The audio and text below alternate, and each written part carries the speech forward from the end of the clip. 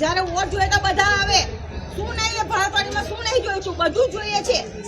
પાણી વર્ષોથી રોડ ગાજરાવાડીથી લઈને આ વિશ્વમાં તલાવથી લઈને બધું એમને પડી રહ્યો છે, કોઈ કશું કરે છે, કોઈ કશું કરતું નહીં. વડોદરામાં ભાજપ કોર્પોરેટરનો ઉધડો લેવાઈ ગયો. ભાજપના જ પૂર્વ કોર્પોરેટરે વર્તમાન કોર્પોરેટરનો ઉધડો લીધો.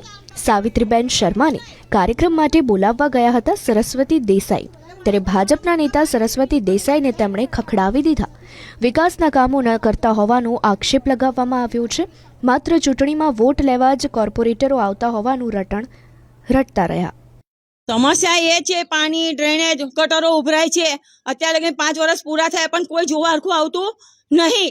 ખાલી અમે ફોન કરીએ, મારા ભલે માજી કાઉન્સિલર મેં છું, ભતુભાઈને ફોન કરે, તૈયારીમાં માણસો મોકલી દે, કામ માટે મોકલી દે. સ્નેહલ પટેલને અત્યાર લગીને અમે જોયા નહીં કે કોર્પોરેટર છીએ.